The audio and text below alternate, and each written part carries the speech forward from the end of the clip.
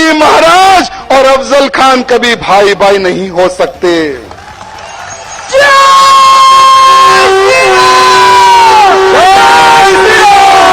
धर्मवीर संभाजी महाराज और औरंगजेब कभी भाई भाई नहीं हो सकता। ध्यान रखना और इनकी एक कला याद रखना, जहां पर इनकी संख्या कम है पैर पकड़ते हैं, जहां पर इन गद्दारों की संख्या बढ़ के है पीठी पे छुरी भोंकने के लिए प्रयत्न करते हैं ये लोग। याद रखना मेरे भाइयों, इनको कभी नजदीक नहीं आने देना। हाँ,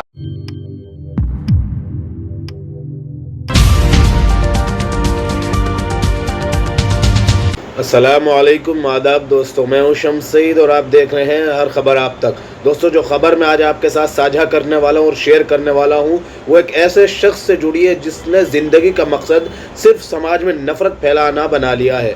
मैं बात कर रहा हूं एक ऐसे शख्स की जिसकी जो भी वीडियो, जो भी भाषण, जो भी वायरल बयान हो या भाषण होता है उसमें वो सिर्फ मुसलमानों को गलियाते हैं, मुसलमानों को गालियाँ देते हैं, मुसलमानों को गलियाते हैं, मुसलमानों का बहिष्कार करने की बात करते हैं, मुसलमानों को गद्दार कहते हैं, मुसलमानों को न जाने किन किन शब्दावलियों का प्रयोग करके क्या कुछ वो नहीं कहते हैं, ऐसे ऐसे अल्फाज का प्रयोग करते हैं और ऐसी नफरत फैलाते हैं कि हमारे और आपके तसव्वुर और जहन से कोसों दूर वो अल्फाज हैं। कैसे कैसे जो आपने शुरू में ज़रा सी अल्फाज सुने हैं आप समझ भी गए होंगे कि मैं किन की बात कर रहा हूँ। मैं बात कर रहा हूँ जो है सुदर्शन न्यूज़ के सुरेश चौहान के बारे में। आपको पता है कि इस चैनल के थ्रू जितनी नफ़रत वो फैला सकता था उतनी फैला रहा है और उसके बाद जहाँ भी ये किसी प्रोग्राम या फंक्शन में जाता है इसका मुद्दा सिर्फ ये होता है कि मुसलमानों को गलियाओ, मुसलमानों को जो है बदनाम करो, मुसलमानों को गद्दार कहो, मुसलमानों को ये कहो, मुसलमानों को हर कुछ बुरा भला कहो। अब इनका जो नया भाषण जो है आया सोशल मीडिया पर वायरल हो रहा है वो मैं आपको सुनाना चाहता हूँ। थोड़ा सा बड़ा है, 2-3 मिनट की वीडियो, बहुत बड़ी नहीं है। आप सुनेंगे तो आपको ये समझ में आ जाएगा कि इनके अंदर की जो ज़हनी गंदगी है वो किस कदर इनके अंदर सरायत कर चुकी है और किस लेवल पर इनके अंदर पेवस्त हो चुकी है जो ख़त्म होने का नाम नहीं ले रही है। और इनके जो ताल्लुकात हैं वो भी देखेंगे और बताएंगे दोस्तों कि कैसे कैसे लोगों के साथ है। आप ये वीडियो देखिए पहले। शिवाजी महाराज और अफजल खान कभी भाई भाई नहीं हो सकते।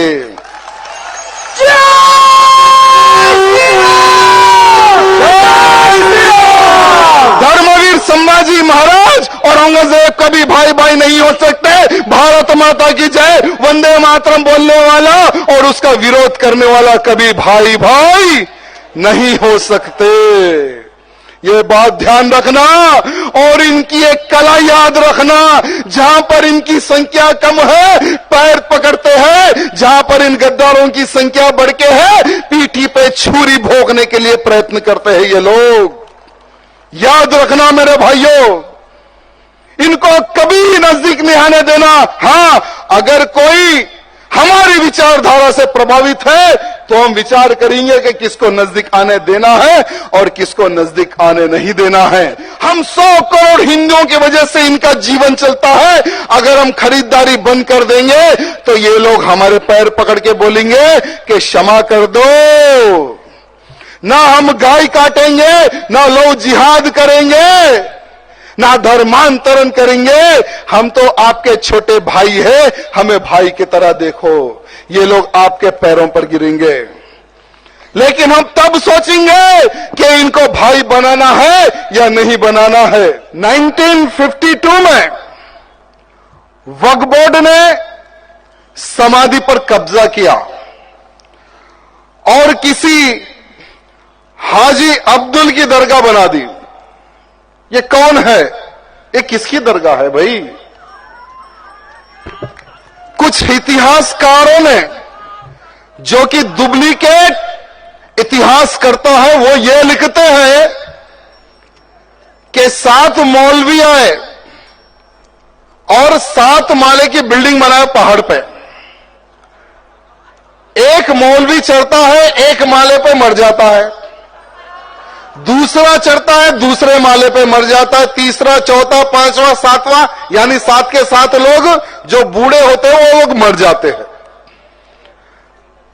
अगर उनके इतिहास को हम अगर देखें, अरे जो खुद नहीं चल सकते, जो उस घाटी पे उस पहाड़ पे नहीं चढ़ सकते, ये लोग क्या लोगों का उद्धार करे होंगे वो समय पर।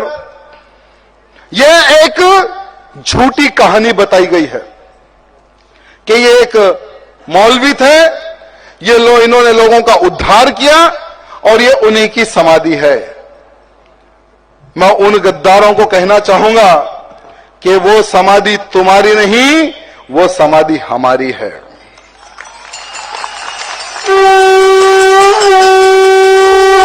और हम पूर्ण रूप से वहां पे भगवा लहरा कर ही रहेंगे, कोई ताकत नहीं रोक सकती।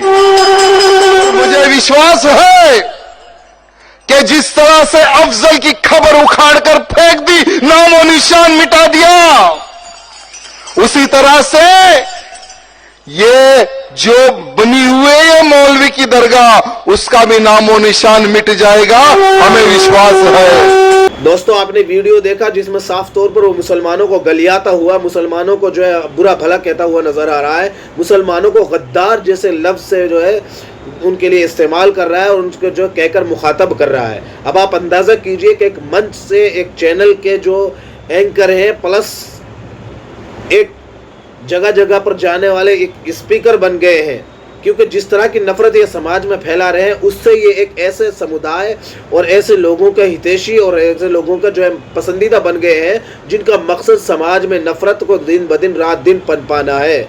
मैं जो है आपको बता दूं कि इनका जो है संगत है वो भी यति नरसिंहानंद, वसीम रिजवी उर्फ जितेंद्र त्यागी ऐसे लोगों के साथ है जो रात दिन नफरत फैलाते हैं। इन्होंने किसी भी जिस तरह से सुप्रीम कोर्ट लगातार इस बात को कह रहा है कि जो नफरती लोग हैं उन पर कार्रवाई करने की सुप्रीम कोर्ट मांग कर रहा है, बार बार फटकार लगा रहा है, उन पर कह FIR करा रहा है, लेकिन ये लोग हैं जो जगह जगह जाकर धर्म संसद के नाम पर और इस तरह की जो है प्रोग्राम और फंक्शंस के द्वारा नफरत फैलाते हैं। आपने इस बयान में साफ तौर पर सुना होगा कि मुसलमानों से मत मिलो, मुसलमान गद्दार हैं, मुसलमानों का बहिष्कार कर दोगे तो ये लोग पैर पड़ जाएंगे।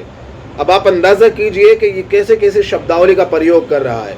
क्या ये देशभक्ति और गद्दारी का जो है सर्टिफिकेट बांटते फिरेंगे, या कि देश और कानून से ऊपर हो गए ये लोग कि जो अपने आप में सर्टिफिकेट बांट रहे हैं और किसी को गद्दार और किसी को ईमानदार, किसी को देशभक्त घोषित कर रहे हैं।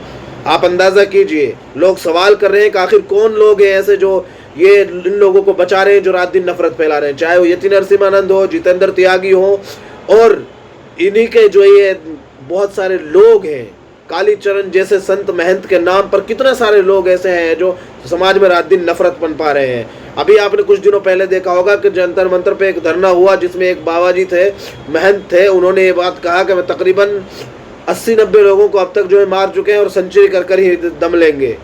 जिस तरह से खुलेआम नफरत फैलाई जा रही है, दंगा, एक तरह से आप अंदाजा कीजिए कि इस तरह की जो है भाषा, ये दंगाई भाषा जो है ये लोग प्रयोग कर रहे हैं खुलेआम, लेकिन इन पर कोई कार्रवाई नहीं हो रही है। हम आपको ट्वीट दिखा रहे हैं, अलीशा खान ने इसको जो है ट्वीट किया है, उसके बाद इसको इशरत अली खान ने भी इस पर यही बात लिखी है कि आखिर कौन लोग हैं जो इनको संरक्षण दे रहे हैं, और बहुत सारे लोगों ने इसको ट्वीट जो है कमेंट में इस ट्वीट पर कमेंट किए हैं जो इनको सीधे तौर पर ये कह रहे हैं कि आखिर कौन लोग हैं जो इनको ये हिफाजत देते हैं और इनकी किसकी हिमायत इनको हासिल है, जिसकी वजह से ये मुसलमान, मुस्लिम, इस्लाम और इस्लाम धर्म को टारगेट बनाकर इस तरह की बातें करते हैं जगह जगह जाकर।